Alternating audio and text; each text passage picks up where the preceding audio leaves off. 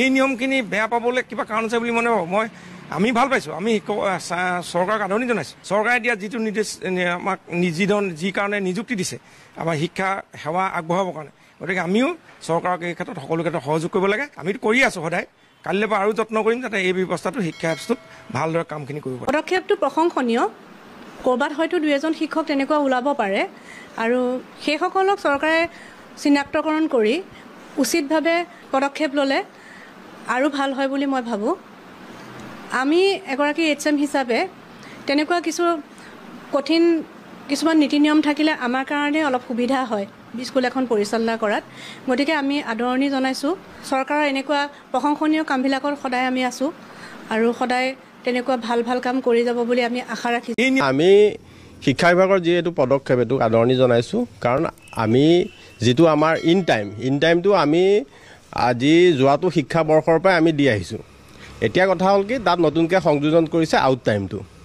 কিন্তু আমাৰ ক'বলগীয়া কথাটো হ'ল যে যিহেতু আমি ইন টাইম আৰু আউট টাইম দিবই লাগিব, গতিকে যিটো এপছত আমি দিওঁ সেই এপছটোৰ যথেষ্ট বিসংগতি আছে। আমি চৰকাৰক আহ্বান জনাম যাতে তেওঁলোকে যিটো আমাৰ এপছ, যিটো শিক্ষা সেতু এপছ, সেইটো যাতে আৰু অলপ মডিফাইড কৰক, আৰু অলপ অত্যাধুনিক কৰক, যাতে আমাৰ শিক্ষকসকলৰ অসুবিধা নহয়। দ্বিতীয়তে আৰু এটা কথা অৰ্ডাৰটোত আছে যে যদি আপুনি মাহটোৰ ভিতৰত 15 মিনিট মাহটোৰ ভিতৰত দুদিন যদি আপুনি 15 মিনিট দেৰিকৈ উপস্থিত হয় আৰু 15 মিনিট আপুনি সোনকালে গুচি আহে বিদ্যালয়ৰ পৰা, তেতিয়াহ'লে হাফ ডে এইটো CL বুলি গণ্য কৰা হ'ব। সেইটোৰ ক্ষেত্ৰত ক'বলৈ গ'লে আচলতে সেইটো বিসংগতিপূৰ্ণ, কাৰণ হাফ ডে CLটো কৰ্তন কৰাতকৈ মোৰ মতে কেতিয়াবা হয়তো হ'ব পাৰে শিক্ষকৰ এনেকুৱা হয় যে অকণমান কেতিয়াবা দেৰিকৈ উপস্থিত হ'ব পাৰে। তাৰ ক্ষেত্ৰত অকণমান চৰকাৰক আমাৰ শিক্ষা বিভাগক মই অনুৰোধ জনাম যাতে সেইটো বিবেচনা কৰি চাওক। চৰকাৰে ইন টাইমটোতো যোৱা বছৰৰ পৰাই কাৰ্যকৰী কৰিছিলে, এবাৰ আউট টাইম কৰিছে। আমি সকলোৱে আদৰণি জনাইছোঁ, কাৰণ শিক্ষা ব্যৱস্থাৰ পৰিৱৰ্তনৰ বাবে বা যিয়ে নহওক চৰকাৰৰ পদক্ষেপক আমি নথৈ আনন্দিত।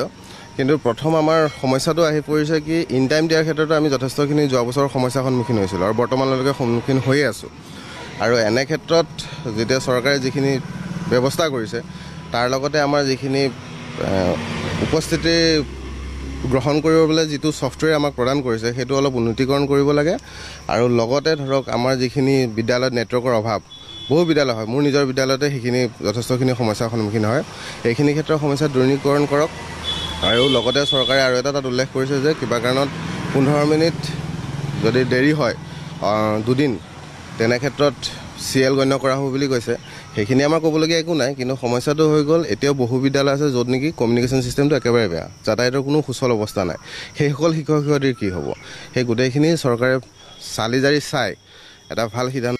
গতিকে ছাৰ বাইদেউসকল, আপোনালোকে নিশ্চয় জানিব পাৰিলে যে আমাৰ অসম চৰকাৰৰ শিক্ষা বিভাগে ৰাজ্যৰ শিক্ষক কৰ্মচাৰীসকলক আউট টাইম দিবলৈ যি কঠোৰ নিৰ্দেশনা দিছে তাৰ ওপৰত একাংশ শিক্ষকে মতামত আগবঢ়াই কৈছে যে অসম চৰকাৰে এটা উচিত সিদ্ধান্ত গ্ৰহণ কৰিছে। আনহাতে একাংশ শিক্ষক কৰ্মচাৰীয়ে কৈছে যে অসম চৰকাৰে যি সিদ্ধান্ত লৈছে সেয়া ভাল সিদ্ধান্তই লৈছে, কিন্তু সম্পূৰ্ণ বিষয়টো ভালদৰে বিবেচনা কৰিব লাগে।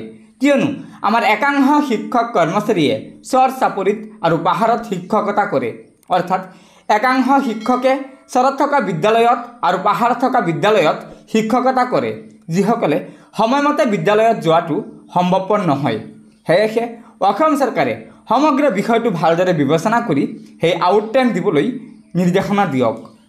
গতিকে ছাৰ বাইদেউসকল, এই ভিডিঅ'টোৰ ওপৰত আপোনালোকৰ মন্তব্য কি অনুগ্ৰহ কৰি কমেণ্ট কৰি জনাই দিব। আৰু পৰৱৰ্তী সময়ত ৰাজ্যৰ শিক্ষক কৰ্মচাৰীসকলৰ বিভিন্ন খবৰসমূহ সম্পূৰ্ণ শুদ্ধ তথ্যৰ ওপৰত পোনপ্ৰথমে পাবলৈ অনুগ্ৰহ কৰি আমাৰ এই চেনেলটো ছাবস্ক্ৰাইব কৰি ল'ব। গতিকে আজিৰ ভিডিঅ'টো ইয়াতে সমাপ্ত কৰিলোঁ। ধন্যবাদ। জয় আই অসম।